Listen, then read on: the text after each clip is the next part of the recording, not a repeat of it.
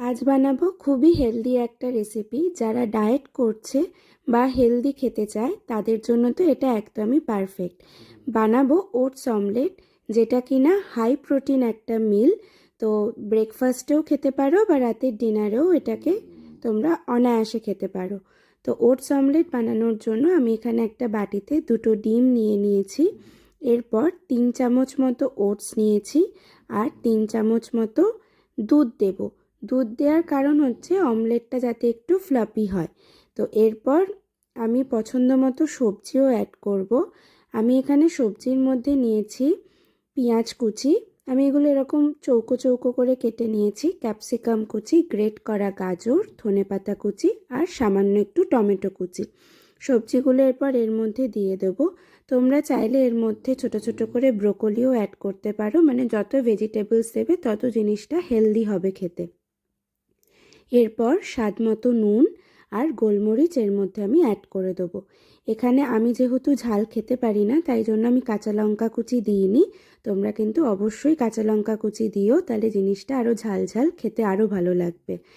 এরপর hand Blender দিয়ে ভালো করে মিশ্রণটাকে আমি এরকম করে ফেটিয়ে নেব, যাতে সমস্ত উপকরণগুলো খুব ভালোভাবে মিশে যায়। এরপর ফ্রাই প্যানে আমি সর্ষের তেল দিয়ে দিয়েছি।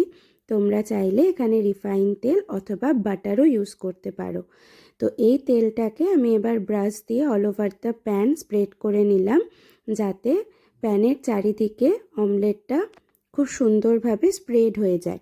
এরপর এই মিক্সচারটা আমি ফ্রাই প্যানে দিয়ে দিলাম তেলটা হালকা গরম হওয়ার পর।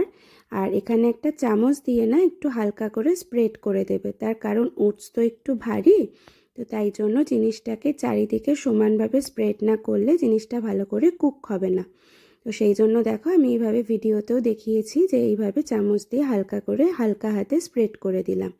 এরপর সাইড দিয়ে যে তেলটা এক্সেস রয়েছে সেটাকে একটু কড়াইটা ঘুরিয়ে ফ্রাই প্যানটা ঘুরিয়ে স্প্রেড করে দিলাম, যাতে চারিদিকে তেলটা পৌঁছয়। এরপর এখানে আমি স্প্যাচুলা দিয়ে এটাকে ফ্লিপ করে নিয়েছি। সাইডটা হালকা একটু ভেঙে গেছে, তো আমার মনে হয় তলায় একটা প্লেট রেখে তোমরা এটাকে ফ্লিপ করলে জিনিসটা একদম অ্যাজ ইট ইজ গোল থাকবে। তো এই হলো আমাদের ওটস অমলেট রেডি। আমি এটাকে ছোট ছোট টুকরো করে কেটে নিয়ে সস দিয়ে পরিবেশন করেছিলাম। গরম গরম খেতে কিন্তু ভীষণই ভালো লাগে। আর দেখো কি সুন্দর কুকড হয়েছে ভেতরটা। তো বাড়িতে সবাই বানিও, আর ভালো লাগলে ভিডিওটা একটা লাইক করে দিও। অবশ্যই জানিও কেমন খেলে।